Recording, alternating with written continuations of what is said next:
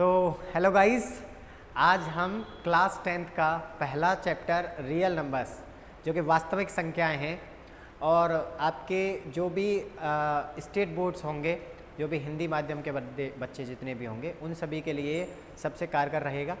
और पहला ही एनसीईआरटी का टॉपिक है मैथ्स में वास्तविक संख्याएं, उसको आज हम डिस्कस करेंगे, पूरा समझेंगे अच्छे से।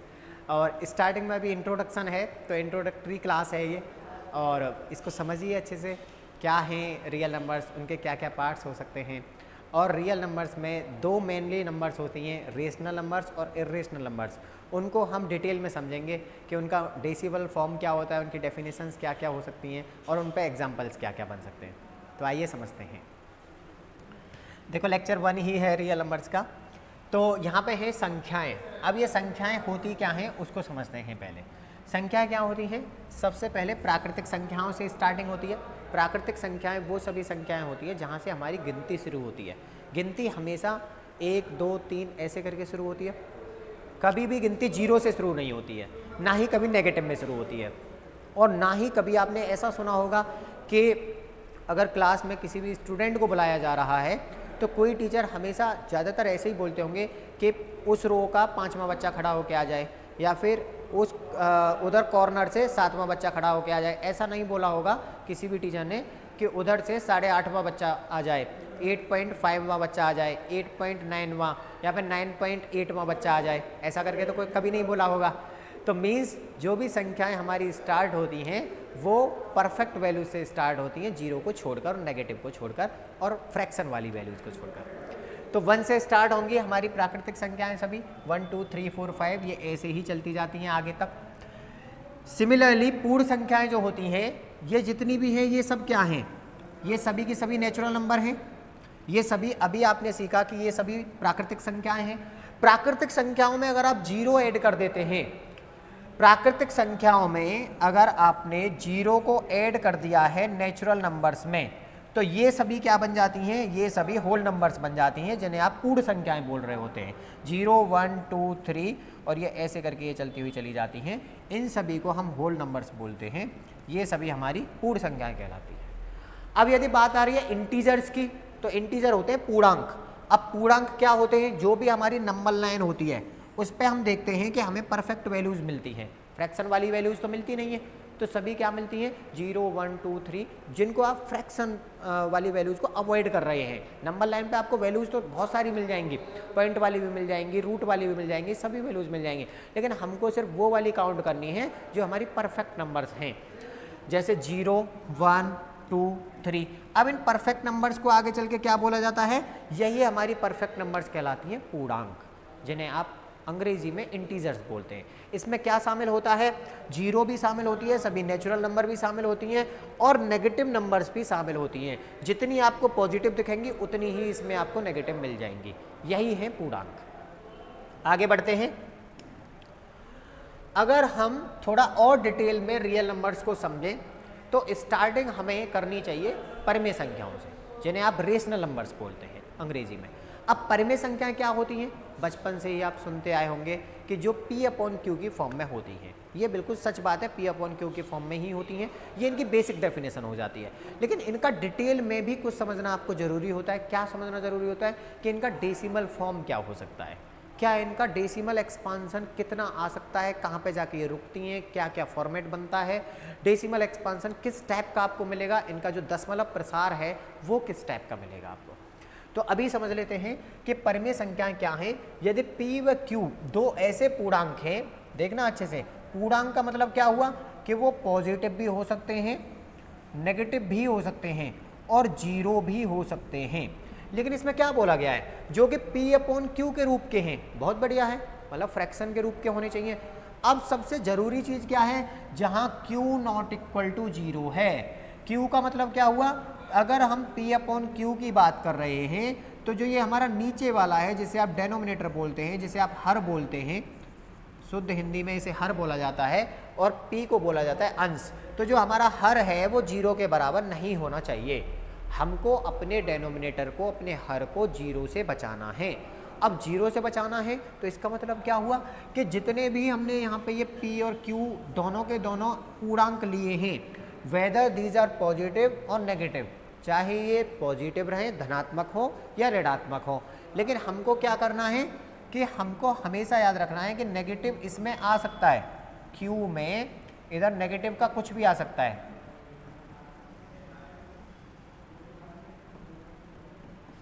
कुछ भी लिख सकते हैं हम, और पॉजिटिव का भी कुछ भी लिख सकते हैं।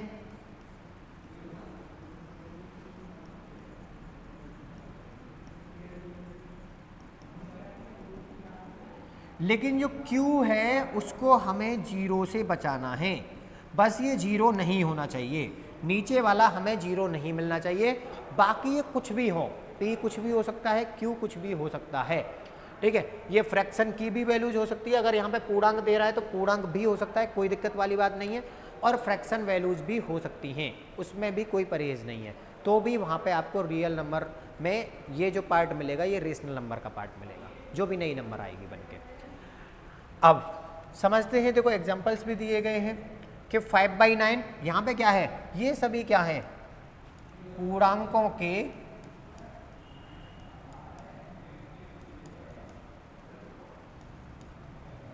अनुपात दिए गए हैं, रेशियो ऑफ इंटीजर्स दिए गए हैं, ये सभी के सभी 5/9, ये भी प्लस का, ये भी प्लस का, 5 भी इंटीजर, 9 भी इंटीजर, 5 भी पूर्णांक होता है, 9 भी पूर्णांक होता है। आगे बढ़ते हैं, इसमें और क्या क्या दिया गया है, देखिए -3 और 1, -3 भी इंटीजर होता है, -3 भी पूर्णांक होता है, 1 भी पूर्णांक ही होता है, तो भी ये बिल्कुल ठीक है अपनी जगह पे। और अगर हम आगे बढ़ें तो ये 4 भी यहाँ पे इंटीजर है और 3 भी इंटीजर है, ये दोनों ही पूर्णांक है, 1 भी पूर्णांक है और 5 भी पूर्णांक है, तो ये सभी की सभी जो होंगी ये सभी हमारी परिमेय संख्याएं हो जाएंगी। आगे क्या दिया गया है कि जो न्यूमरेटर है, न्यूमरेटर का मतलब होता है जो अंश है, और यहाँ पे डेनोमिनेटर मतलब हर, ये अंश कैसा होना चाहिए, एक इंटीजर होना चाहिए, इंटीजर का मतलब क्या है, एक पूर्णांक होना चाहिए, और जो हर है, जो डेनोमिनेटर है वो कैसा होना चाहिए, non zero integer. Non zero integer का मतलब हुआ कि जिसमें जीरो शामिल नहीं है, जो जीरो के बराबर नहीं होना चाहिए, आपको जीरो से बचाना है इसको, तो नॉन जीरो इंटीजर का मतलब हुआ अशून्य पूर्णांक। कहने का सिंपल मीनिंग ये है कि यह जो है ये जीरो के बराबर नहीं होना चाहिए, ये नॉन जीरो इंटीजर होना चाहिए, मतलब जीरो के बराबर हमको नहीं लेना है डेनोमिनेटर को। ये आपको हमेशा माइंड में रखना है कि रेशनल नंबर्स में आप ऊपर कुछ भी लिख सकते हैं, नीचे भी कुछ भी लिख सकते हैं, बस जीरो मत लिखना, इतना याद रखना। आगे बढ़ते हैं,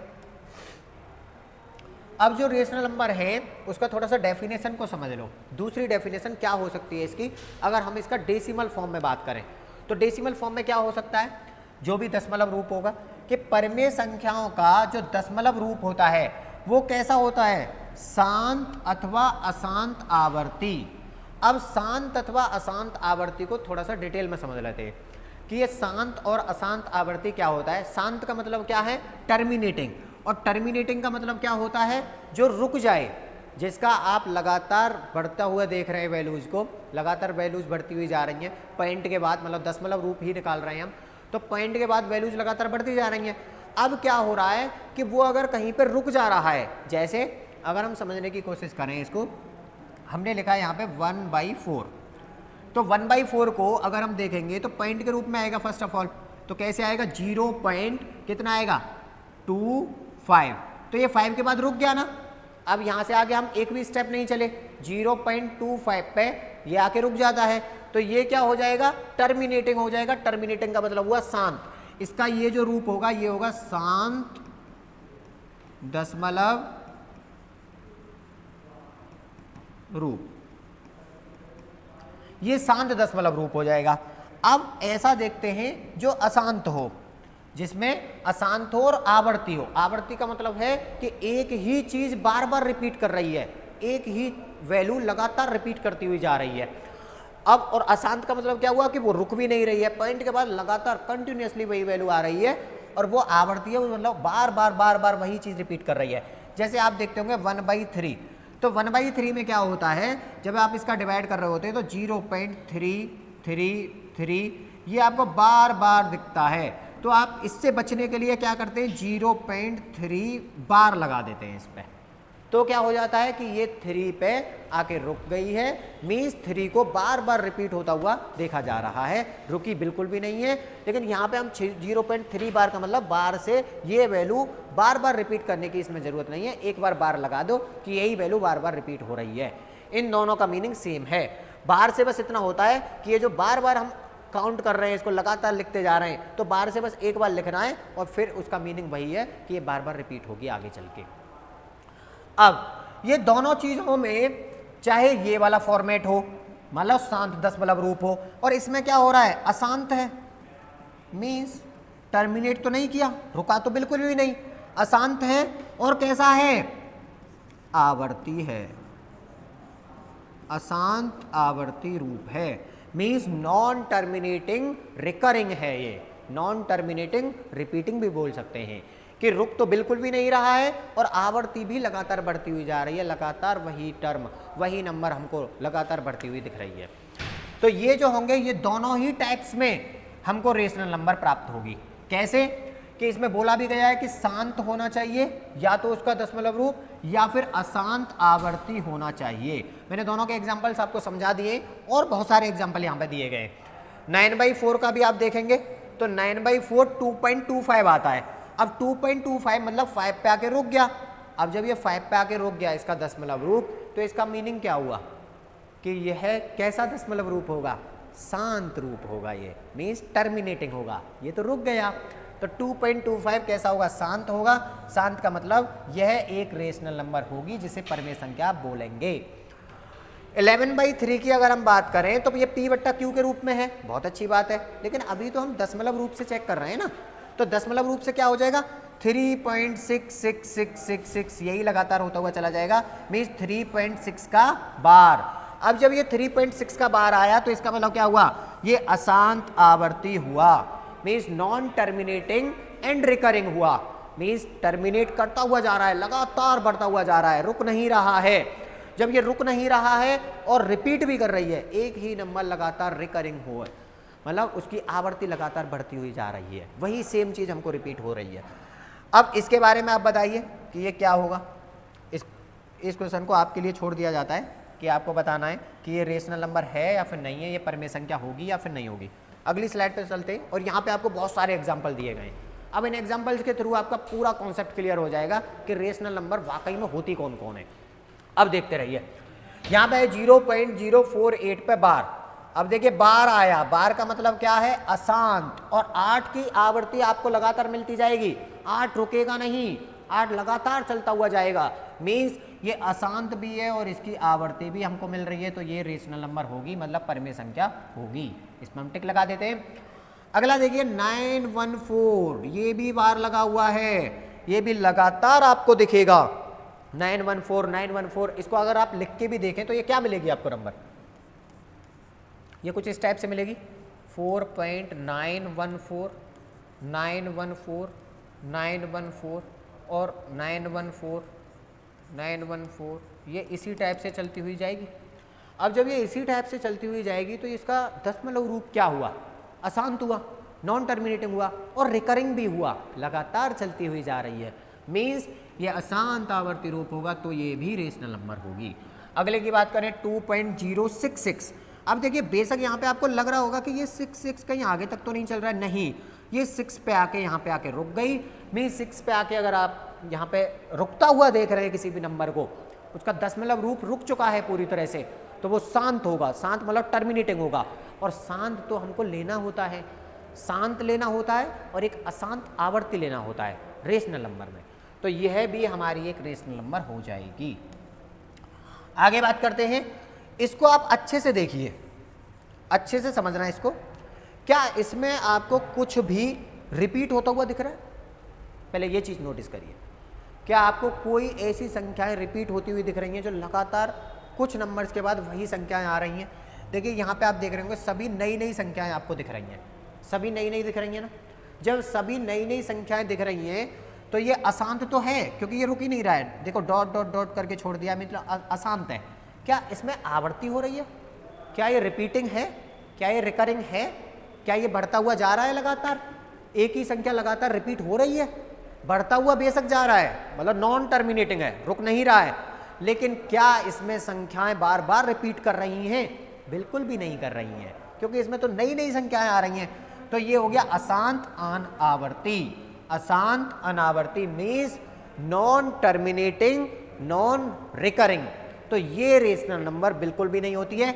अगली ही स्लाइड में हम सीखेंगे कि इर्रेशनल नंबर क्या होती है, वहां पे ये सबसे ज्यादा काम आएगा। आप देखना ये सभी एग्जांपल्स वहां पे परफेक्टली सुटेबल होंगे, ये पक्का काम करेंगे वहां पे। आगे बढ़ते हैं। क्या यहां पे भी आपको कुछ नजर आ रहा है? अच्छे से नोटिस करिए कि यहां पे भी कोई संख्या बार बार रिपीट नहीं कर रही है, लेकिन ये रुक जरूर नहीं रहा है। क्या ये रुक रहा है इसका डेसिमल फॉर्म? बिल्कुल भी नहीं रुक रहा है। दशमलव रूप रुक ही नहीं रहा है। जब दशमलव रूप रुक ही नहीं रहा है और संख्याएं भी रिपीट नहीं कर रही हैं, संख्याएं बार बार नहीं आ रही हैं, तो ये कैसा हो गया? अशांत भी हुआ, अनावर्ती भी हुआ। मीन्स ये रेशनल नंबर नहीं था, ये भी रेशनल नंबर नहीं है। अगला बात करते हैं, क्या इसमें आपको कुछ भी रिपीट होता हुआ दिख रहा है या फिर इसका दशमलव रूप रुक चुका है? ना तो दशमलव रूप रुका है क्योंकि वो लगातार बढ़ता जा रहा है, नॉन टर्मिनेटिंग है। क्या इसमें कुछ भी आपको रिपीट होता हुआ दिख रहा है? जो ये वाला है इसमें भी आपको कुछ भी रिपीट होता हुआ नहीं दिख रहा होगा। इसका मतलब ये भी नॉट रेशनल नंबर, ये भी रेशनल नंबर नहीं है। आगे बढ़िए। क्या इसमें कुछ ऐसा नजर आया? बिल्कुल भी नजर नहीं आया होगा। यह भी अशांत अनावर्ती है, मीन्स यह भी रेशनल नंबर नहीं है। क्या इसमें कुछ भी रिपीट होता हुआ लगातार दिख रहा है? बिल्कुल दिख रहा है। 253 बार बार आएगा, 253 बार बार आएगा। इसका मतलब क्या हुआ कि ये रेशनल नंबर हो जाएगी, क्योंकि एक चीज आपने ऐसी पकड़ ली जो बार बार रिपीट कर रही है। इन सभी केसेस में तो कुछ भी पकड़ा ही नहीं गया हमसे कि क्या पकड़ें, क्या रिपीट कर रहा है, कुछ भी नहीं पता चला। लेकिन यहाँ पे पता चल गया कि भाई साहब यहाँ पे तो 253 बार बार रिपीट कर रहा है। 253 अगर बार बार रिपीट कर रहा है, इट मीन्स कि ये नॉन टर्मिनेटिंग है, लेकिन रिकरिंग जरूर है, रिपीटिंग जरूर है। इसका मतलब क्या होगा कि ये रेशनल नंबर होगी। आगे बढ़ते हैं। अब हम बात करते हैं इर्रेशनल नंबर। इर्रेशनल नंबर जो होती हैं, इनको हिंदी में क्या बोला जाता है? अपरिमेय संख्याएं।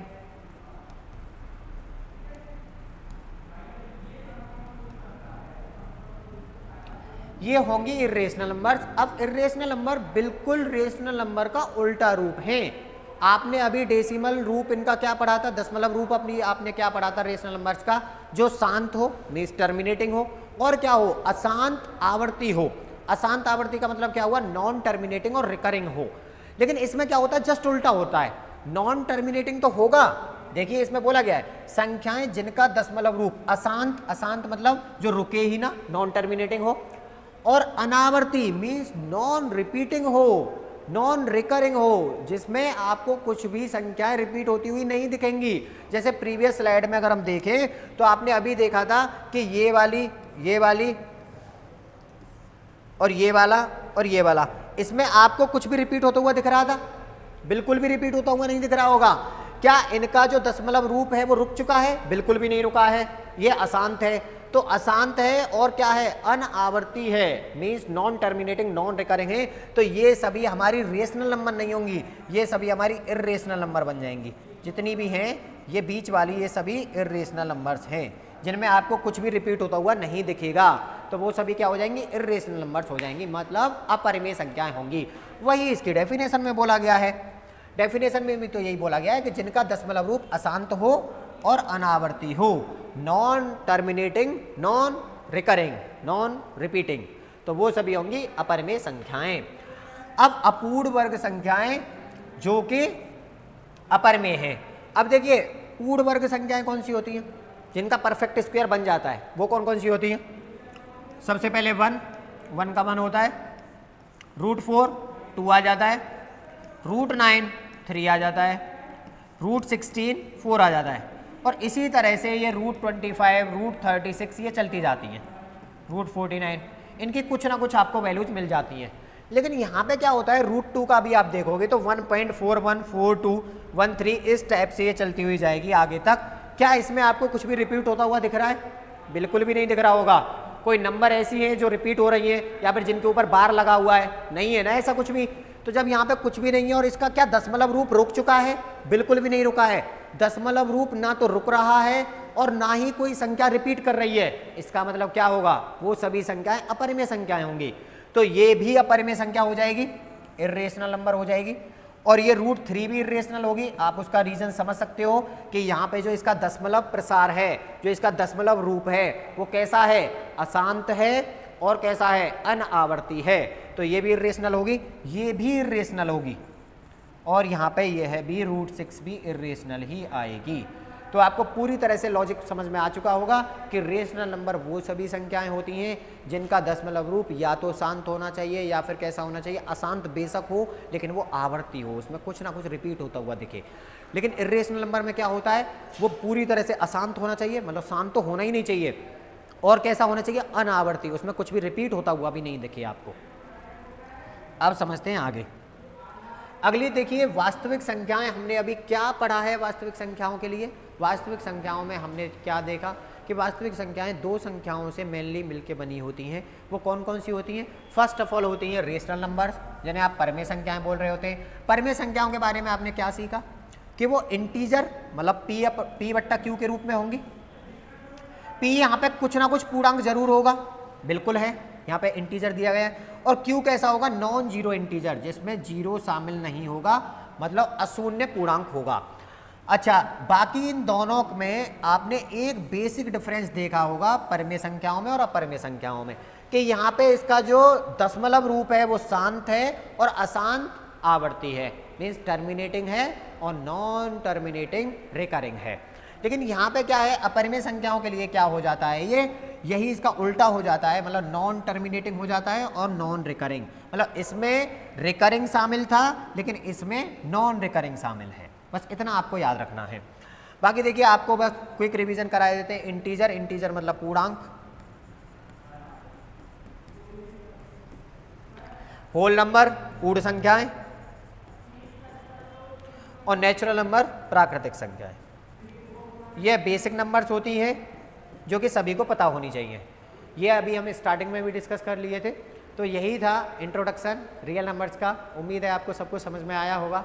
अब अगली वीडियो में, अगले लेक्चर में हम डिटेल में आगे समझेंगे कि रियल नंबर्स में यूक्लिड डिवीजन एल्गोरिथम, यूक्लिड की जो विभाजन की प्रमेयिका है उसके बारे में समझेंगे, और रियल नंबर्स को थोड़ा डीप में समझेंगे कि कैसे इनसे HCF तक पहुंचा जाता है यूक्लिड का यूज़ करके।